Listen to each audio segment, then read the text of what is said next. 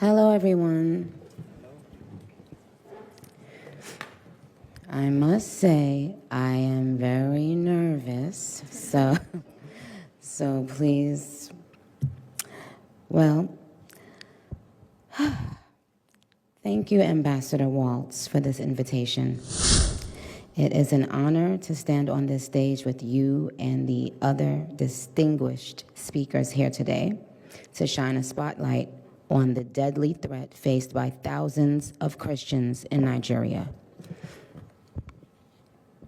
I would like to thank President Trump for prioritizing this issue and for his leadership on the global stage in calling for urgent action to defend Christians in Nigeria, to combat extremism, and to bring a stop to violence against those who simply want to exercise their natural right to freedom of religion or belief.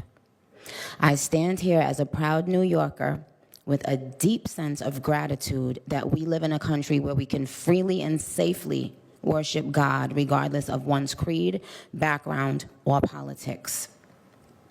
No group should ever be persecuted for practicing their religion, like I recently stated on social media.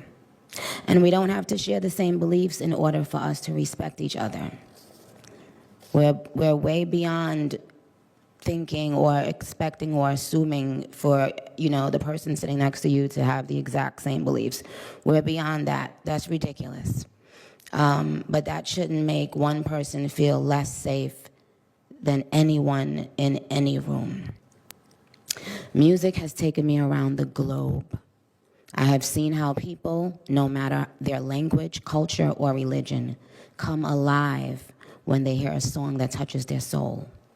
Religious freedom means we all can sing our faith regardless of who we are, where we live, and what we believe. But today, faith is under attack in way too many places. In Nigeria, Christians are being targeted, driven from their homes, and killed. Churches have been burned. Families have been torn apart. And entire communities live in fear constantly, simply because of how they pray. Sadly, this problem is not only a growing problem in Nigeria, but also in so many other countries across the world, and it demands urgent action. And I want to be clear. Protecting Christians in Nigeria is not about taking sides or dividing people. It is about uniting humanity. Nigeria is a beautiful nation with deep faith traditions and lots of beautiful barbs that I can't wait to see. When one's church, mosque, or place of worship is destroyed, everyone's heart should break just a little bit. And the foundation of the United Nations, with its core mandate to ensure peace and security, should shake. I am joined here today by peace builders, by faith leaders, by those who saw violence, saw rising intolerance, saw the threats clearly before us, and chose not to look the other way. I am inspired by their work to build interfaith ties, to see the humanity across the lines which might divide us, and to fight for security and liberty for all those who pray. I look forward to our discussion today, and I hope it will encourage deepened solidarity for us to urgently work together to ensure every person can enjoy the right to believe, to worship, and to live in peace. Barbs, I know you're somewhere listening. I love you so very much. You have been the ultimate light in my life and career for so long. I appreciate you, and I want to make it very clear once again that this isn't about taking sides. This is about standing up in the face of injustice. It's about what I've always stood for my entire career, and I will continue to stand for that. For the rest of my life, I will care if anyone, anywhere, is being persecuted for their beliefs. Thank you.